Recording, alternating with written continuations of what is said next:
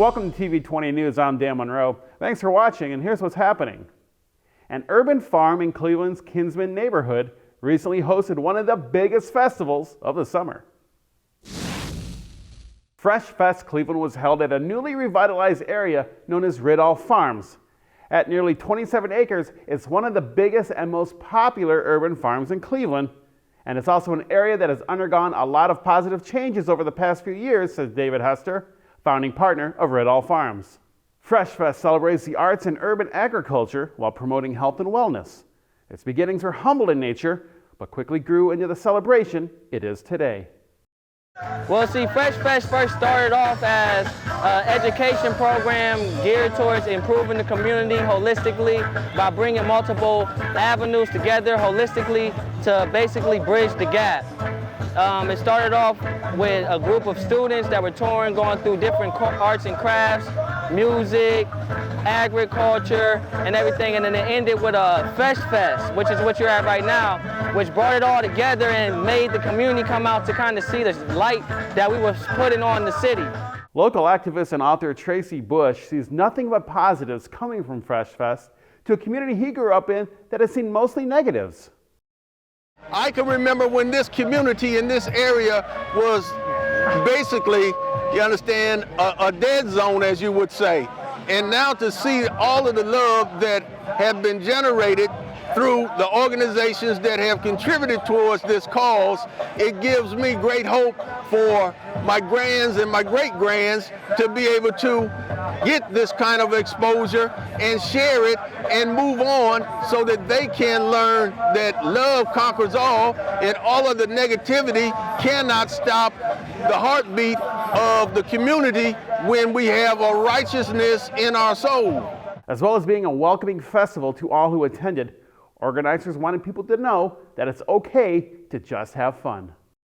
The Fresh Fest 2021 was about bridging the gap and making sure that everybody could have fun and show each other that when we have fun, things get accomplished and our community gets improved. So that's the goal. For more information on Ridolph Farms, visit their website at greenghetto.org. Origins of the first motorcycle date back to the late 19th century. The motorcycle has evolved miraculously over the years, and you can witness parts of that evolution at the Year of the Motorcycle exhibit at the Cleveland History Center. What you see behind you is called A Century of the American Motorcycle, and it is a comprehensive exhibit of, as the name implies, American-built motorcycles that's been loaned to the Crawford Auto and Aviation Museum from the Barber Museum in Birmingham, Alabama, which is at least the United States, if not the world's most premier motorcycle museum. Motorcycles in their early stages resembled bicycles, and that is really what they were based from. We're going to be starting sort of right from the beginning of motorcycle technology. This is a 1908 Marsh Metz. And you can see that it still has more or less a bicycle-looking frame, but now the engine has been incorporated into the structure of that frame. As the years went on, motorcycles started to carve out their own look. This is a 1940 Indian Junior Scout. Gone are the foot pedals that we see in the early part of the 20th century. The engine is a two-cylinder. They're getting bigger as we evolve through the century. Interesting though, we still have a speedometer that is gear driven off the rear wheel. They haven't incorporated that into the instrument cluster up here, but we do see foot pegs, foot shifting, and traditional sort of kickstart. But it's a really proper motorcycle now. They're getting lower, they're getting heavier, and easily recognizable as a 20th century bike, but very good looking too. Now with the continuous advancement of technology, motorcycles have grown from one-cylinder engines on bicycles to fully electric vehicles. Here we have the 2021 brand new Harley-Davidson live wire electric motorcycle. It's a brand new thing for Harley. They're trying to edge their way into the electric market, and as you can see, it looks like a proper motorcycle, but where you would normally see an engine, you have huge electric batteries and an electric motor. It's a very beautiful bike, it's an expensive bike, and it's a very quiet bike. You won't hear this rumbling down the street like you would with your big two-cylinder Harleys, but it's probably a lot faster. The electric power is instantaneous, it's got huge torque, and they just go like crazy. And this is kind of what we can expect to see in the near future of motorcycle development. Harley-Davidson is not the only motorcycle company with an electric bike. A local Cleveland company has their own model that's very appealing. The bike that you see behind me is a recent development of motorcycle design and construction right here in Cleveland. It is a 2020 prototype of a motorcycle called the Land, L-A-N-D, District. They now have kind of developed into doing an all-electric motorcycle development program. It's all built and produced here in Cleveland. The really cool thing is that you can actually program this motorcycle from your smartphone, which is very high tech, and this is a very generous contribution from Cleveland Cycle Works to the Crawford Auto and Aviation Museum, just around our whole motorcycle program. This particular exhibit, the Century of the American Motorcycle, will run through March of 2022. As part of our Year of the Motorcycle program, it will be immediately followed by another motorcycle exhibit featuring British, European, and Asian motorcycles. And that's going to be called the Open Road, and that will run from April 2022 to the end of September or early October 2022. So 6 months for the American bikes and 6 months for the rest of the world. For more information or to purchase tickets online for the Year of the Motorcycle exhibit at the Cleveland History Center, visit WRHS.org. Food Truck Friday is going on every Friday at the food stamp now until the end of September. Cornell Calhoun, III, Cleveland's Arts and Culture Coordinator, spoke with the owner of one such food truck, Island Spice. Greetings, Cleveland. Cornell Hubert Calhoun III, Arts and Culture Coordinator for Mayor Frank G. Jackson in the city of Cleveland. Today is Friday, and you know what that means. Food Truck Friday. We've kind of panned back a little bit because of the pandemic, and now I call it Friday's Food Truck. Today I'm featuring Island Spice Jamaican Cuisine with the owner, Tamika Stewart. How long has your truck been operational? Well, I started and I built the truck at the beginning of this year during this pandemic. I started building in April, and I put the truck into production July 2021. And what are some of your specialties? We have curry chicken, jerk chicken, we have curry goats, jerk chicken, jerk wings, chicken patty, beef patties, oxtails, just a variety. Oh, we also have our delicious ackee and sawfish for breakfast. You heard that. Okay, so what other events have you been participating in other than Friday's Food Truck? I'm also affiliated with Cleveland Heights City Hall. I do their food trucks Monday for the city of Cleveland Heights. And I'm here with Mr. Calhoun on Wednesdays and Fridays. And I also cater to Cleveland Heights and Euclid City Hall as well on Thursdays every other weekend. And what advice would you give to someone who might be interested in starting a food truck? My biggest advice is to do your research. Do your research very well and know who your vendors are, because there are ins and outs of the food truck. My biggest advice would be, when you're going to invest your money, is to invest wisely. Know your build of your food truck and what you need and what you want. I went through El Hodge Custom Food Truck, and you got to know how to ship it, because I got my truck built in Virginia, but I live here in Ohio. So it was causes and kind of obstacles with this shipping, because once you pay for your truck and you get it here, you're going to still put money into that truck to get it how you really want it when you put it on the road. Okay, and finally, are you happy with the turnout? Are you happy with what's been going on with the food truck? This food truck is $1 million investment for me, and I am very happy with the turnout. I'm happy with my investment, and I'm also happy to pretty much serve 3 different places in Ohio: Cleveland Heights, Euclid, Ohio, and the city of Cleveland. You heard it live from Friday's Food Truck. See you next week. And be sure to watch the latest episode of Frank Talk only on TV20. If you missed the latest episode, don't worry. You can watch current and past episodes of Frank Talk on the TV20 Cleveland YouTube page. Be sure to hit that subscribe button so you can see all the content TV20 has to offer. And we'll be right back after this.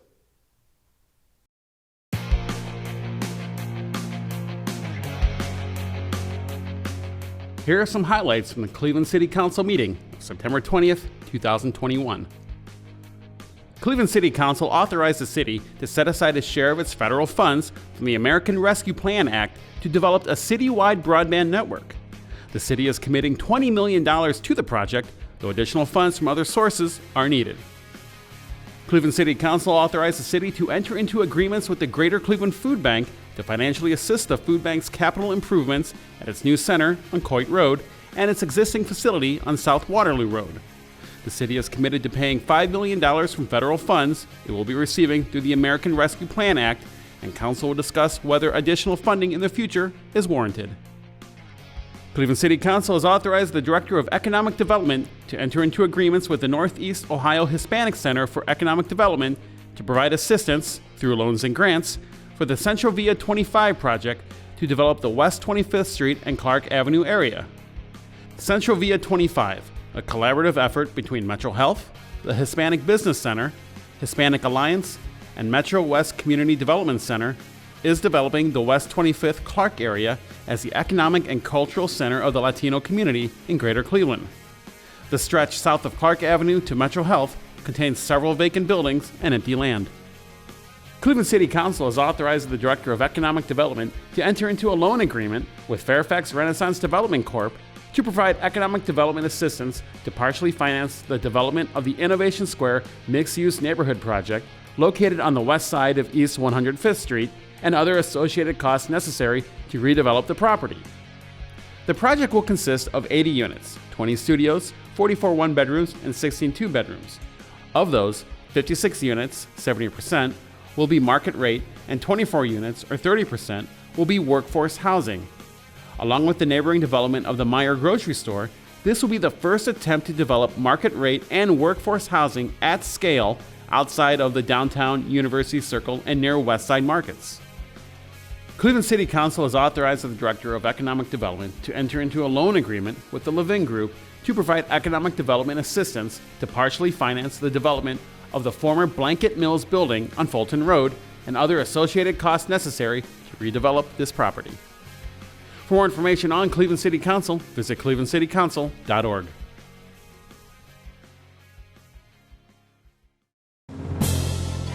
Please join Mayor Frank G. Jackson for his final State of the City address on Thursday, October 7th at 5:30 p.m. at Public Hall, 500 Lakeside Avenue. The annual event allows residents to hear directly from the mayor about his vision for the city of Cleveland. This event is free and open to the public. Masks are required and social distancing protocols will be in place.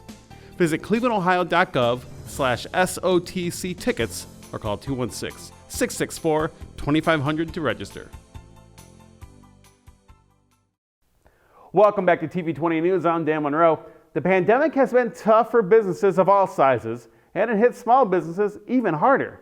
However, Ashley Wynn decided to start her small business this year so that she could be home more often to take care of her son, who was born with special needs. One day, her daughter asked her to make a cake for her birthday, but Ashley was not confident in her baking abilities. Her daughter's reaction was a fuel to boss up and keep going. She said, "Mommy, I believe in you. I know you can do it." She was like, "I really, really know you can do it." And so with that, I went to the store, I looked online, I got whatever it is for beginner bakers, and I purchased it, and I put together this cake for her. And the look on her face, it was like, I love this. And I've been baking ever since. As a resident of the Larchmere neighborhood, Ashley happened to be walking down the street when she saw the available storefront. She knew immediately that it would eventually be Busy Boss Bakery. I saw it look exactly how it looks. And I said, this is my bakery. Last year, I stepped out. I put all of my savings into this place. And finally, it took us a year because of the pandemic and everything. But we finally had our grand opening July 3rd. So I'm just, excited. I love this space because the foot traffic is amazing. This community is so welcoming and they're so supportive. Busy Boss Bakery offers a variety of items from jumbo cookie sandwiches, parfaits, cupcakes, and much more. My top 3, I would have to say, is of course the peach cobbler pound cake. I do love that. You can eat that various of ways. It's good hot, it's good cold, it's good with ice cream, it's good with whipped cream, it's good by itself. I mean, it's just, I'm saying, it's wonderful. My second thing, I think I always leave with a butter pecan cupcake. I have to have that butter pecan cupcake.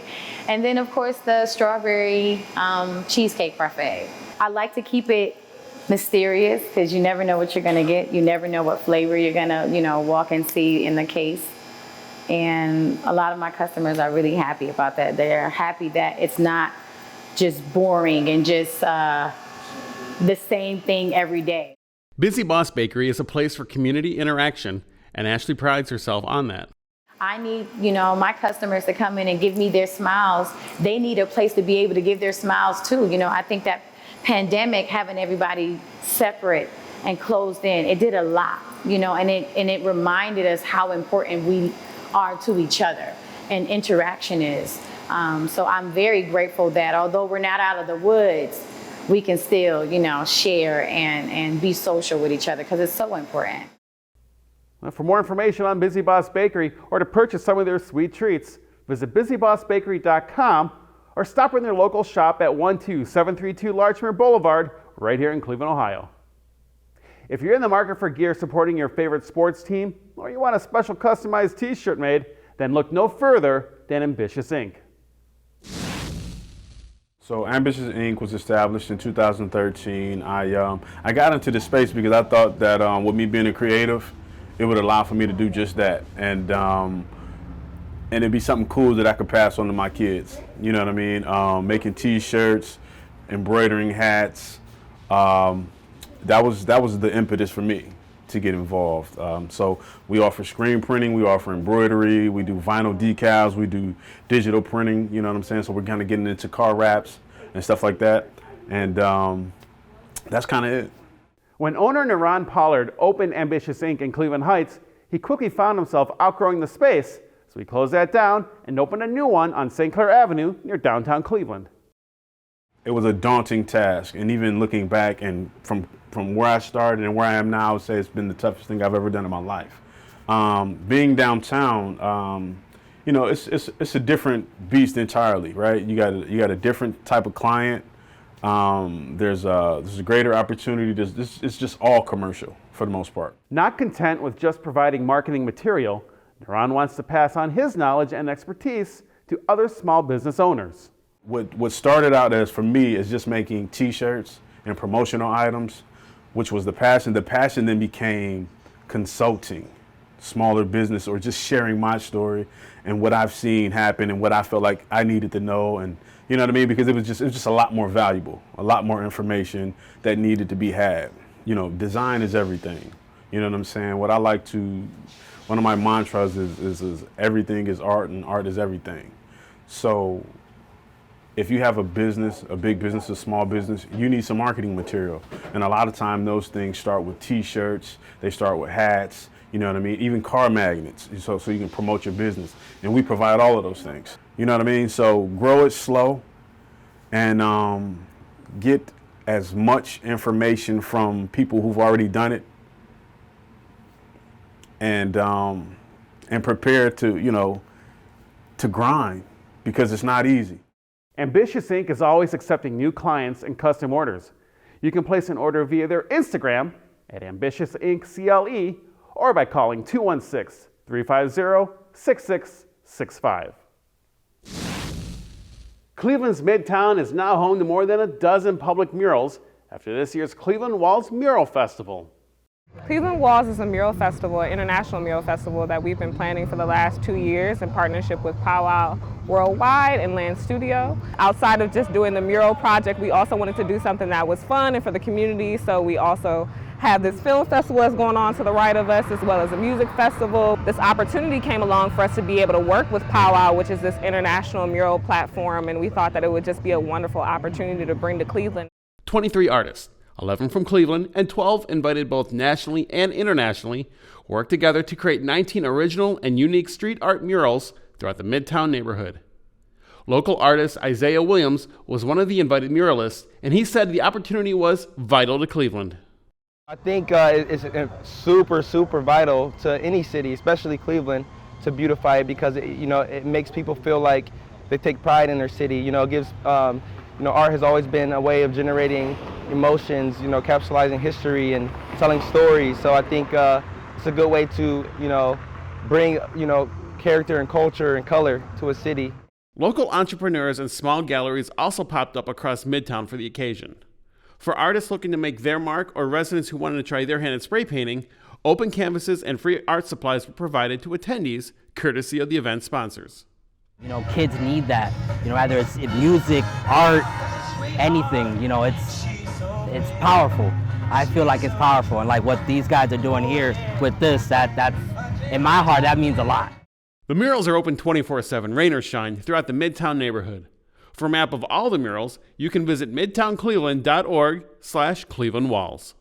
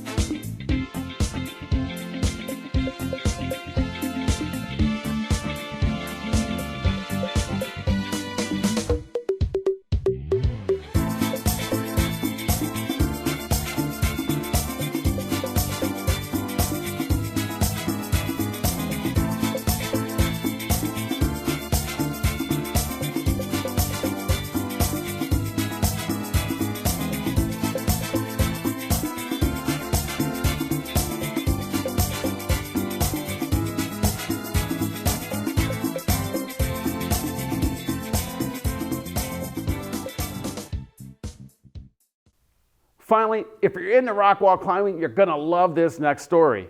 There's a place in Cleveland where you can free climb a variety of different rock walls. It's called Nosotros, and TV20 was invited inside to give you a closer look. Jack King, shift manager at Nosotros downtown, told us that this is the second of 3 gyms, with the first getting its humble beginnings in Lakewood. So Nosotros, as a company, opened in March of 2018. We first opened in Lakewood, Ohio. We're in the basement of the Baptist Church on the corner of Detroit and Lincoln. That's still up. We opened this location in 2020, right before COVID happened, unfortunately, but still going strong. And then we opened a third location just recently at Crocker Park. As a rock climbing gym, Nosotros has something for everyone. Nosotros, we offer several gyms for rock climbing. We are a bouldering only gym, so you don't need ropes or harnesses. We also have weight rooms in the back of both of our locations at Lakewood and downtown Cleveland. We also offer yoga at both of our locations. We offer yoga during the week at Lakewood and on the weekends at downtown. King says that rock wall climbing is a sport that anyone can do, regardless of skill. So the climbing community in Cleveland is super inclusive. Anyone is welcome to come in and join. No one's going to turn anyone away. We're just kind of here for each other. And that's something that especially Nosotros likes to do. We're a big community gym. We like introducing people to customers. That's one of our 3 main goals. We just like helping each other out. Nosotros is also a charitable 501c3 nonprofit business, and they work hard to give back to the community. One of our mottos is we use rock holds to help households. So we try and help underprivileged communities through rock climbing. We've had success helping people with depression and anxiety. We've got a lot of feedback from people with those kind of issues and disorders coming to us and like, you guys really helped us. We love this community. You guys really helped me get through something really hard in my life. King also says that if you ever walk by one of their gyms and curiosity gets the better of you, don't be afraid to walk in and give it a try. So if you were just coming off the street, coming in, and you're like, you know what, I want to rock climb today. All you really need to do is hop on the wall and try. That's really it. If you're able to climb a ladder, you're more than likely able to climb a wall. For more information on Nosotros' rock climbing gyms, visit their website at gonosotros.com. TV20 is streaming live 24/7. Visit TV20cleveland.com to see our live feed and more. Stay connected with TV20 wherever you go by liking and following us on Facebook and Twitter. Be sure to subscribe to our YouTube page to watch our numerous programs. Thanks for watching. I'm Dan Monroe. Be sure to stay tuned for more on TV20. We are Cleveland.